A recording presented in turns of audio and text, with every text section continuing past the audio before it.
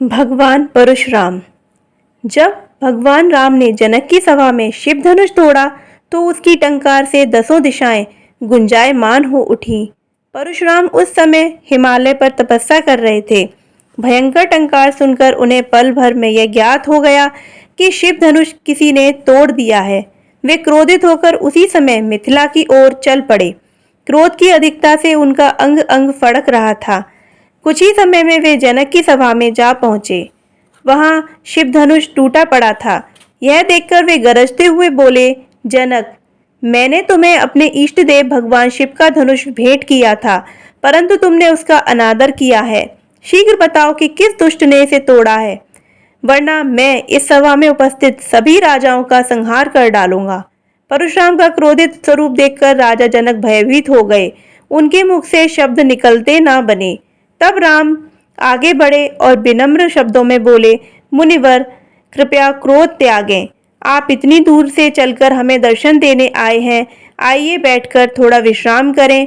परशुराम आवेश में आकर बोले, बालक, यह समय बैठने का नहीं है। जब तक मैं इस धनुष तोड़ने वाले का मस्तक नहीं काट लेता, मेरे हृदय को चैन नहीं मिल सकता। मैंने 21 बार पृथ्वी को क्षत्रिय विहीन किया है। यदि जनक ने आज दोषी को छिपाने का प्रयास किया तो यह पृथ्वी पुनः क्षत्रिय विहीन हो जाएगी। लक्ष्मण ने भी क्रोध में भरकर बीच बचाव करने का प्रयास किया, लेकिन श्री राम ने उन्हें शांत कर दिया और बोले, मुनिवर, मैं अयोध्या के राजा दशरथ का पुत्र राम हूँ। यह धनुष आपके इसी दास ने तोड़ा है। कृपया क्रोध का दमन कर मुझे सेवा का अवसर दें। परशुराम अपना फरसा लहराते हुए बोले, अच्छा, तो तुमने की है यह धृष्टता, तभी प्राण जाने के भय से इतनी मीठी मीठी बातें कर रहे हो। परंतु मैं तुम्हारी इन मीठी बातों में नहीं आने वाला। अब तुम मेरे हाथों से मरने को तैयार हो जाओ, मैं तुम्हें दंड अवश्य दूंगा। श्री राम पुनः विनम्र स्वर में बोले, ब्राह्मण देव, हम आपके पुत्र समान हैं, भला आपको किस प्रकार भ्रमित कर सकते हैं। कृपा, क्रोध, वध और बंधन, जो कुछ करना हो दास की भांति मुझ पर करें। केवल मैं आपका दोषी हूँ।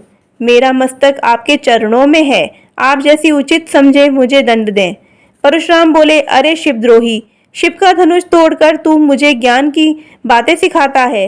तू एक ओर शिव का धनुष तोड़ता है, वहीं दूसरी ओर छल का सहारा लेकर मुझसे विनय करता है। उचित यही है कि तू छल का त्याग कर मुझसे युद्ध, अन्यथा मैं अभी तुझे तेरे इस उद्दंड भाई के साथ यमलोक पहुंचा दूंगा। भगवान राम ने जब ये देखा कि परशुराम किसी प्रकार से शांत होने को तैयार नहीं हो रहे, तो वे तनिक क्रोधित होकर बोले, मुनिवर, हम क्षत्रिय हैं। संसार में कोई ऐसा योद्धा नहीं है जिसके समक्ष हमने अपने मस्तक को झुकाया।